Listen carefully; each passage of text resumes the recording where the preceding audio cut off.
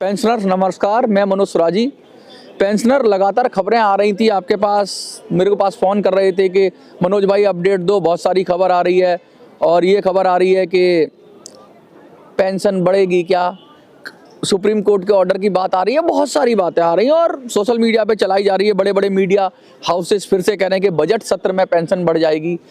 तो आज मैं पूरी तरह से बताऊंगा आपको कि ये खबर है क्या, क्योंकि बहुत सारे बातें हैं जो आप जब फ़ोन करते हो तो मैं सिर्फ इतना बोल देता हूं कि भाई कोई खबर नहीं है, तो वो ठीक नहीं लगता, उससे आप समझ नहीं पाते हो, क्योंकि बहुत सारी चीज़ें यूट्यूब पर चल रही हैं, मीडिया में चल रही हैं और उन सब का क्लैरिफिकेशन ज़रूरी है। तो आज की वीडियो में आपको बहुत अच्छी तरह से समझा दूंगा कि असली खबर क्या है। खबर तो आई है, आप वीडियो में देखेंगे तो खबर तो है, लेकिन उस खबर का मायने क्या है? क्या वो पेंशन बढ़ाने की खबर है? क्या वो पेंशन बढ़ाने के साथ साथ पेंशन पर क्या अपडेट है, EPS 95 पर क्या अपडेट है, EPFO पर क्या अपडेट है? तो वो क्या खबर है जो आपको बताना ज़रूरी है और उसका आपसे सरोकार क्या है, उससे आपका मतलब क्या है, और क्या सचमुच सरकार का दिल पसीज गया है? क्या सचमुच पेंशनरों की बल्ले बल्ले होने वाली है? क्या पेंशनरों का दिन बदल जाएंगे? क्योंकि अपडेट है, मैं ये नहीं कहता अपडेट नहीं है, अपडेट है और सुप्रीम कोर्ट का ऑर्डर भी है और ऑर्डर में सरकार को डायरेक्ट भी किया है, गाइडलाइंस भी दी हैं। उसका मतलब क्या है ये बहुत ज़रूरी है ना, कि भाई सारे पेंशनर क्या दिवाली मनाना शुरू कर देंगे क्या? 2-4 दिन में पेंशनर्स के अकाउंट में पैसे आना शुरू हो जाएंगे, बढ़कर पेंशन आना शुरू हो जाएगी। बहुत सारी बातें हैं, इन सब बातों पर इर्द गिर्द ये वीडियो, और मैं चाहूँगा कि ये वीडियो हर उस पेंशनर तक आप पहुँचा दें। अगर आप मेरा चैनल देखते हैं तो ये शेयर करके पहुँचा दें, जिससे उसके सारे डाउट खत्म हो जाए। एक बुजुर्ग पेंशनर है जो दिन भर वीडियो देखता है और वो परेशान रहता है कि भाई आती तो है नहीं पेंशन, लेकिन आज मैं सही खबर बताऊंगा, सच खबर बताऊंगा, और इस खबर को आप खुद समझ लेना कि ये आपके फायदे की है कि नहीं है, क्योंकि EPFO पर बड़ा अपडेट आ गया है। सुप्रीम कोर्ट ने सरकार को सैलरी बढ़ाने के आदेश दे दिए हैं। अब ये क्या चक्कर है? ये खबर ऐसे ही पढ़ रहा हूँ मैं, अभी मैं ये खबर पढ़ रहा हूँ, वो TV9 भारतवर्ष के माध्यम से पढ़ रहा हूँ। तो इस खबर को मैं पढ़ता हूँ, पढ़ने के बाद इसका मैं मतलब बताता हूँ आपको।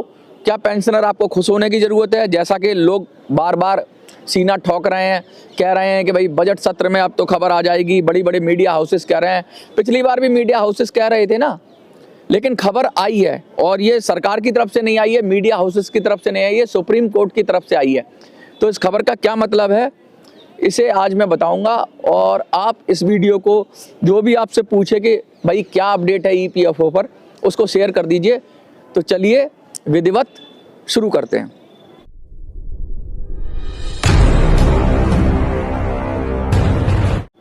खबर को एज इट इज पढ़ देता हूं और उसका मायना समझा देता हूं आपको, फिर बहुत सारे लोग तो समझ जाएंगे खबर का मायना, क्योंकि यूट्यूब पर तो खबर को अलग तरीके से प्रस्तुत करते हैं, लेकिन मैं एज इट इज खबर पढ़ूंगा, फिर मैं आपको उसको कहते हैं समझाऊंगा कि भाई इस खबर का मायना क्या है, मतलब क्या है, और इस खबर से कितना फ़ायदा पेंशनर को हो रहा है और कितना इस खबर से फ़ायदा नहीं हो रहा है। क्या बजट सत्र में पेंशनर को पेंशन बढ़कर मिलेगी? ये सब बातें हैं। तो पहले असली खबर पढ़ते हैं। तो देखिए, खबर ये है कि EPFO पर आया नया अपडेट। सुप्रीम कोर्ट ने सरकार को सैलरी बढ़ाने का दिया ये आदेश। अब ये हेडलाइंस खबर है, देश के कई हिस्सों में न्यूनतम वेतन इस सीमा से अधिक हो जाने के बावजूद EPF की वेतन सीमा में कोई बदलाव नहीं किया गया है। इससे बड़ी संख्या में कर्मचारियों को सामाजिक सुरक्षा और भविष्य निधि के लाभ से वंचित रखा जा रहा है। उच्चतम न्यायालय ने सोमवार यानी एक दिन पहले समझ लो आप, सोमवार को केंद्र सरकार को कर्मचारी भविष्य निधि योजना के तहत यानी EPF योजना के वेतन सीमा में संशोधन के लिए 4 महीने के भीतर कोई ना कोई निर्णय लेने का निर्देश दिया है। यानी सुप्रीम कोर्ट ने, यह बात सच है कि सुप्रीम कोर्ट ने कुछ निर्देश दिया है सरकार को कि 4 महीने के अंदर आप इस काम को करो। लेकिन वो काम क्या है, उससे आपकी ज़िंदगी कैसे बदलेगी, उससे आपको पेंशन कैसे बढ़ेगी या नहीं बढ़ेगी, वो मैं आगे बताऊंगा। लेकिन पहले खबर पढ़ लेते हैं पूरी। इस सीमा में पिछले 11 वर्षों से कोई बदलाव नहीं किया गया है। न्यायमूर्ति जे.के. माहेश्वरी और न्यायमूर्ति ए.एस. चंदूरकर की पीठ ने यह आदेश सामाजिक कार्यकर्ता नवीन प्रकाश नौटियाल की याचिका पर सुनाया है। कोई नवीन प्रकाश नौटियाल हैं जिन्होंने एक याचिका लगाई थी सुप्रीम कोर्ट में, उस याचिका के पे ये फैसला सुनाया है कि सरकार को 4 महीने के अंदर कोई ना कोई फैसला लेना पड़ेगा। किस पर? पेंशन की जो मिनिमम सैलरी है ना, उसके ऊपर। याचिका के मुताबिक कर्मचारियों को सामाजिक सुरक्षा योजनाएं संचालित करने वाले कर्मचारी निधि संगठन EPFO इस योजना में 15,000 रुपये से अधिक मासिक आय वाले कर्मचारियों को शामिल नहीं करता है। आपको पता ही होगा कि भाई जो आपका EPS 95 में जो पैसा कटता है वो 15,000 उसकी लिमिट है। 15,000 का परसेंटेज निकालते हैं और फिर वो कटता है, यानी 15,000 से ज़्यादा अगर आपकी बेसिक सैलरी होती है तो 15,000 तक ही आपको लाभ मिलेगा। उससे ज़्यादा अगर सैलरी होगी तो आप उस या तो योजना में नहीं आओगे या फिर 15,000 ही दिखाया जाएगा बेसिक आपका, और उसके अनुसार ही आपके पेंशन फंड में कंट्रीब्यूशन जाएगा जो कि आपका एम्प्लॉयर करता है। याचिकाकर्ता के वकील प्रवीण सचदेवा ने नेहा राठी ने अपनी दलील में कहा कि देश के कई हिस्सों में न्यूनतम वेतन इस सीमा से अधिक हो जाने के बावजूद EPF की वेतन सीमा में कोई बदलाव नहीं किया गया है। इससे बड़ी संख्या में कर्मचारियों को सामाजिक सुरक्षा और भविष्य निधि के लाभ से वंचित रखा जा रहा है। शीर्ष अदालत ने याचिका को निपटान करते हुए याचिकाकर्ता को निर्देश दिया कि वह 2 सप्ताह के भीतर आदेश की प्रति के साथ केंद्र सरकार के समक्ष प्रतिवेदन करे। यानी अब याचिकाकर्ता उस आदेश जो सुप्रीम कोर्ट से मिला है उसको लेकर जाएगा और केंद्र सरकार के समक्ष इस आदेश को रखेगा। सुप्रीम कोर्ट ने उस याचिकाकर्ता को कह दिया कि तू ही चला जा केंद्र सरकार के पास और उनको बोल कि हमने ये आदेश दिया है। सरकार 4 महीने के भीतर इस बारे में कोई निर्णय ले। याचिका में तर्क दिया है कि पिछले 70 वर्षों से वेतन सीमा पुनर्निरीक्षण बहुत मनमाने ढंग से हुआ है और कभी तो ये 13-14 साल के अंतराल के बाद हुआ है। इस दौरान मुद्रास्फीति, न्यूनतम वेतन या प्रति व्यक्ति आय जैसे आर्थिक संकेतक का कोई संबंध नहीं रखा गया है। कम कर्मचारियों को मिल रहा है लाभ। याचिका के मुताबिक इस असंगत नीति के कारण EPF योजना के तहत पहले की तुलना में आज बहुत कम कर्मचारियों को इसका लाभ मिल रहा है। वर्ष 2022 में EPFO की उप समिति ने वेतन सीमा बढ़ाने और अधिक कर्मचारियों को योजना में शामिल करने की सिफारिश की थी, जिसे केंद्रीय बोर्ड ने मंजूरी भी दे दी थी, लेकिन केंद्र सरकार ने अब तक इस पर निर्णय नहीं लिया है। याचिका के मुताबिक पिछले 70 वर्षों में EPF योजना की वेतन सीमा में हुए संशोधन के विश्लेषण से पता चलता है कि शुरुआती 30 वर्षों में ये एक समावेशी ढांचे के रूप में थी, लेकिन पिछले 3 दशक में ये स्पष्ट रूप से अधिक कर्मचारियों को बाहर रखने का जरिया बन गई है। सीधा सरकार पर आरोप लगे हैं कि सरकार जो कंट्रीब्यूशन है, अब जो कंट्रीब्यूशन समझते हैं ना आप, जो आपका जब आप नौकरी करते हैं तो एक कंट्रीब्यूशन जाता है, वो कंट्रीब्यूशन जाता है 15,000 के कैप पर, यानी 15,000 के अनुसार आपका कंट्रीब्यूशन कटेगा। और वो कंट्रीब्यूशन कट कर कहाँ जाएगा? वो कंट्रीब्यूशन कट कर जाएगा आपके उसके अंदर, किसके अंदर? आपके फंड के अंदर, EPS 95 के फंड के अंदर। और कौन देता है वो पैसा? वो पैसा देता है एम्प्लॉयर।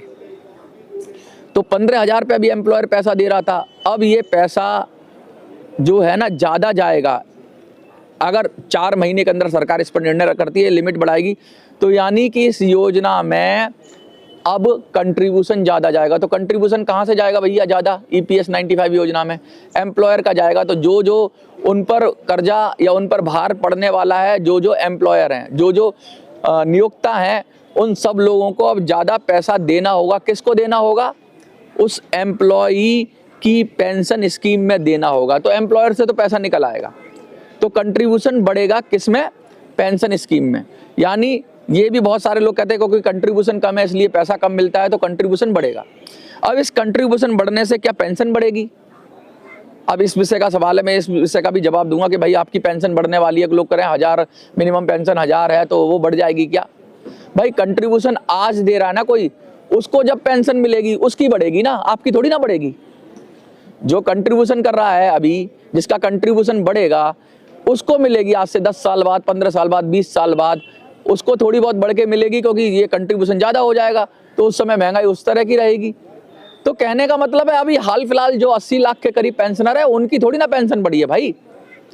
पेंशन फंड में कंट्रीब्यूशन बढ़ा है एम्प्लॉयर का। इस खबर का मायने ये है, इस खबर का मायने ये है कि पेंशन फंड में जो एम्प्लॉयर है, जो नियोक्ता है, जो पैसे देने वाला है, अब उसकी ज़्यादा जिम्मेवारी है कि पेंशन फंड में ज़्यादा दे। अगर सरकार 4 महीने में कोई निर्णय लेती है, वो 25,000 करती है, 20,000 करती है, 30,000 करती है, मिनिमम जो मैक्सिमम कैप है, जो अपर लिमिट है, वो कितना करती है वो सरकार जाने। लेकिन सरकार ये निर्णय 4 महीने में ले, ऐसा सुप्रीम कोर्ट कह रहा है। यानी कि लेकिन इसमें ना तो फॉर्मूला बदला, कुछ बदला नहीं इसके अंदर। क्या बदला है इसके अंदर? पेंशनर आप तो वहीं के वहीं खड़े हो ना। इस फैसले में आपको क्या मिला?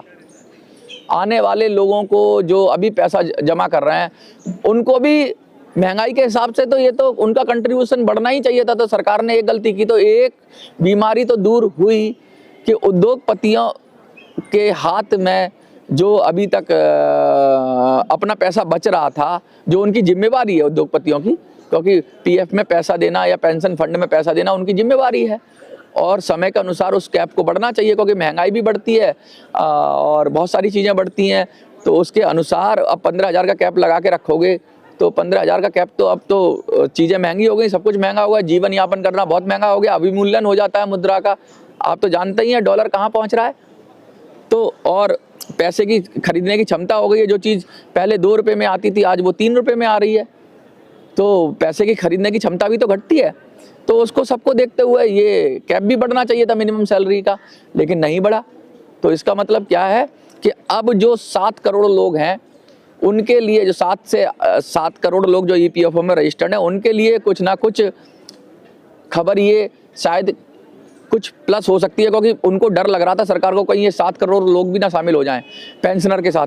1 करोड़ के लगभग या 80 लाख के करीब तो पेंशनर है और 7 करोड़ लोग ये भी शामिल हो गए तो 8 करोड़ लोग हो जाते। तो मुझे लगता है कि हमारी जो नीति थी, हमारी जो योजना थी कि ये 8 करोड़ लोगों को जोड़ लें अपने साथ, उसको रोकने के लिए सरकार ने कुछ ऐसा अनाउंसमेंट करेगी, क्योंकि सुप्रीम कोर्ट के अनुसार तो वो उनको ये फिर लॉलीपॉप दिया जाएगा कि भाई अब तो तुम्हारा कंट्रीब्यूशन बढ़ गया इसलिए पेंशन बढ़ जाएगी। लेकिन मैं उनको भी कहना चाहता हूँ भाई, कंट्रीब्यूशन बढ़ने से पेंशन बढ़ जाए नहीं बढ़ेगी भाई।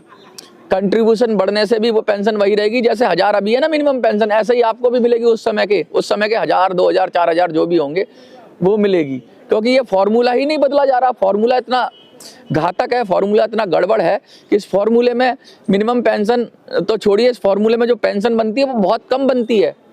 इसमें कंट्रीब्यूशन बढ़ाने के बाद आपने कंट्रीब्यूशन तो बढ़ा लिया, यानी आपने उद्योगपति पर, नियोक्ता पर खर्चा तो डाल दिया, लेकिन जो पेंशन कैलकुलेट होती है उसमें गड़बड़ है उस फॉर्मूले में। इस फॉर्मूले को स्क्रैप करना चाहिए था सरकार को। ऐसी कोई खबर नहीं है। दूसरी बात कह रहे हैं कि 1000 से मिनिमम पेंशन बढ़ेगी क्या? बजट सत्र में बढ़ेगी क्या? बजट सत्र में सरकार ऐसा कर सकती है कि मिनिमम पेंशन के लिए तो सरकार के हाथ में है, कोई इसमें कानून को चेंज करने की जरूरत नहीं है। सरकार चाहे तो अभी 11,000 करोड़ रुपया, 11,000 करोड़ रुपया लगभग ये एलोकेट करती है EPS 95 स्कीम में। सरकार चाहे कि मैं अब इसको 50,000 करोड़ देती हूँ EPS 95 स्कीम में, तो सरकार अपना कंट्रीब्यूशन बढ़ा दे, अपने आप पेंशन बढ़ जाएगी, मिनिमम पेंशन 5,000 हो जाएगी। 1 लाख करोड़ दे देगी तो 10,000 भी हो सकती है। तो सरकार का कंट्रीब्यूशन क्यों चाहिए? सरकार का कंट्रीब्यूशन क्योंकि फॉर्मूला गड़बड़ है। अगर फॉर्मूला गड़बड़ है तो सरकार का कंट्रीब्यूशन चाहिए। अगर फॉर्मूला सही होगा तो सरकार से चाहिए ही नहीं हमें पैसा, अपना पैसा अपने पास रखो, हमारी पेंशन तो बढ़ी जाएगी। तो कहने का मतलब ये है कि कुछ भी इस योजना के अंदर कुछ भी चेंज नहीं किया गया है। कोई खबर ऐसी नहीं जिसमें फॉर्मूला बदलने की बात हो, कोई खबर ऐसी नहीं जिसमें सरकार अपना कंट्रीब्यूशन बढ़ाए। सिर्फ खबर ये बन रही है कि नियोक्ता का कंट्रीब्यूशन बढ़ जाएगा। वो भी जो कैप है ना, मिनिमम सैलरी का जो कैप है, वो सॉरी मैक्सिमम जो कैप है कि 15,000 के अंदर ही आपको रखना है, उसके ऊपर नहीं देंगे। वो नियोक्ता को बचाने के लिए कि भाई उस पर ज़्यादा खर्चा ना पड़े। लेकिन वो तो पुरानी बात थी। वो समय के अनुसार लोगों के खर्चे बढ़ गए तो उस अनुसार उसका भी तो कंट्रीब्यूशन बढ़ना चाहिए। तो ये तो डायनेमिक फिगर होना चाहिए। 15,000 के बाद अगर 25,000 कर दिए तो 25,000 तो गड़बड़ है। ये तो ऐसा फॉर्मूला बनना चाहिए कि हर बार ये 2-3 साल में खुद ही तय हो जाए। सरकारों के पास रहता है, सरकारें 15-15, 20-20 साल तक इसमें बदलाव भी नहीं करती, जो एक लिमिट बना देती है इसमें बदलाव भी नहीं करती। ये तो समय के अनुसार मुद्रास्फीति की दर को देखते हुए पर्टिकुलर कैलकुलेशन के साथ साथ ये जो हायर लिमिट है, मैक्सिमम लिमिट है, ये तय होनी चाहिए। तो इस पर कौन बात करेगा? आज तुमने फिर से 15 का 25 कर दिया तो क्या फ़ायदा? फिर 25 फिर जब जो रिटायर होंगे तो उनके लिए 25 बेकार हो जाएगा, वो फिर रोएंगे। आज तो तुम कर रहे हो, और इससे फ़ायदा किसको होगा? ईपीएफओ को फ़ायदा होगा। इससे पेंशनर को कुछ नहीं मिलने वाला, कंट्रीब्यूटर को अभी हाल फिलहाल कुछ नहीं मिलने वाला, क्योंकि जिनका कंट्रीब्यूशन जाएगा वो तो सब ईपीएफओ में जमा होता है। जब मिलेगा, जब पेंशन होगी, तो भैया अब तो ईपीएफओ माला माल हो रहा है। ईपीएफओ का पेट अपने लिए बनाते हैं योजना कि हमें माल मिले, और सुप्रीम कोर्ट ने भी अगर ऑर्डर दिया है ना, तो वो ईपीएफओ के पेट में जाएगा। जब निकलेगा तब निकलेगा। कौन से राजा का राज आएगा जब आपको पेंशन मिलेगी, और कितनी मिलेगी ये तो भगवान ही जाने। लेकिन मैं इतना जरूर कहता हूँ कि जो नीति और नियत है, ये दोनों दिख रही हैं, गड़बड़ दिख रही हैं। और सुप्रीम कोर्ट के पास जो याचिकाकर्ता गया है, वो भी बेचारा क्या करे। वो भी मुझे लगता है कि ऐसा लग रहा है कि उसे समझ ही नहीं है इतनी कि भाई क्या चीज़ लेके सुप्रीम कोर्ट में जानी चाहिए थी। याचिका भी लेके गया तो किसके लिए लेके गया? कि कंट्रीब्यूशन बढ़ाने के लिए, पेंशन बढ़ाने की याचिका लेके जाता ना भाई। जो अभी बुजुर्ग मर रहे हैं उनके लिए याचिका लेके जाता तो खबर बनती। और रही बात आपकी इस खबर की कि भाई बजट सत्र में 1 महीना ही लगभग रह गया बजट सत्र का, क्या उसमें खुशखबरी मिलेगी? तो भैया मुझे तो कम उम्मीद लगती है। मुझे उम्मीद इसलिए कम लगती है क्योंकि अभी ऐसा कुछ घटनाक्रम नहीं हो रहा। लेकिन मैं एक वीडियो और बनाऊंगा आपको कि उम्मीद जग सकती है, उम्मीद की किरण है, उम्मीद की रोशनी है, उम्मीद बनाई जा सकती है। उम्मीद बनाई जाती है, खैरात में उम्मीद नहीं मिलती है, कर्म करने से उम्मीद मिलती है। और वो काम मैं कोशिश कर रहा हूँ कि आपको बताऊँ। एक और वीडियो बनाऊँगा, और मैं लगातार वो बात कर रहा था नेताओं को और सबको बता रहा था कि ये काम करो, ये काम करो, ये काम करो, लेकिन वो करने को तैयार नहीं थे। आप भी अगर कमेंट में गैस करना चाहते हैं मैं किस काम की बात करता था लगातार, और वो काम क्या नेता करेंगे? अब अगर पेंशनर से जुड़े हुए नेता करेंगे, मैं अगली वीडियो में आपको जब भी बताऊंगा तो इस बात का खुलासा करूंगा। लेकिन अभी मोटी मोटी बात ये देख लो, ये समझ लो कि ईपीएफओ से के लिए जो अपडेट आया है कि 4 महीने में ये जो मिनिमम कंट्रीब्यूशन है ये बढ़ जाएगा, ये मिनिमम सैलरी का जो कैप है बढ़ जाएगा, और उसी पे जो मिनिमम उसी पे जो कंट्रीब्यूशन कैलकुलेट होता है वो बढ़ जाएगा। तो भैया जो भी पैसा कटेगा वो एम्प्लॉयर की जेब से निकल के ईपीएफओ की जेब में जाएगा, ना तो पेंशनर को मिलने वाला है और ना ही अभी हाल फिलहाल जो कंट्रीब्यूट कर रहे हैं उनको मिलने वाला। मिलेगा आगे जब उनकी पेंशन बढ़ेगी, 10 साल 15 साल 20 साल नौकरी कर लेंगे उसके बाद होगा। आपको क्या लगता है? खबर को विस्तार से बता दिया, पूरा समझा भी दिया। तो ये जो लोग भ्रम फैला रहे हैं, कह रहे हैं बस पेंशनर की बल्ले बल्ले हो गई, एम्प्लॉयर अब तो कंट्रीब्यूशन बढ़ जाएगा, अब तो कैप बढ़ जाएगा, कहते हैं ये दूर से कहते हैं दूर के ढोल सुहावने होते हैं। और अभी भी कुछ ऐसा नहीं है जो पेंशनर के हित में हो, ऐसा नहीं है जो एम्प्लॉय के हित में हो। एम्प्लॉयर के अहित में तो है, एम्प्लॉयर के अहित में इसलिए भैया कि वो तो चाह ही रहा था कि थोड़ा ही देना पड़े, तो जो वो बच रहा था। तो सरकार के डंडे से व्यापारी नहीं बच सकता, सरकार के डंडे से नियोक्ता नहीं बच सकता, सरकार के डंडे से कोई नहीं बच सकता। सरकार अपना ही बचाती है अपने डंडे को। चोर तो बताती है किसको? व्यापारियों को लोग। और चोर किसको बताते हैं? जो एम्प्लॉयर जो काम कर रहा है, ढंग से काम नहीं करते, इतने घंटे काम नहीं करते, ये काम नहीं करते, वो नहीं काम करते, और बीच में ये दलाली करते हैं, और दलाली करके पैसे पे बैठ जाते हैं। ईपीएफओ एक बैठा हुआ है पैसे पे, और कर्मचारियों का भविष्य एम्प्लॉयर के हाथ में नहीं है, ईपीएफओ के हाथ में, और ईपीएफओ इनडायरेक्टली सरकार के हाथ में है। तो आप बताओ कौन आपके साथ अन्याय कर रहा है? आपको क्या लगता है? कमेंट में लिखिए। देखते रहिए मिनी संसद। धन्यवाद।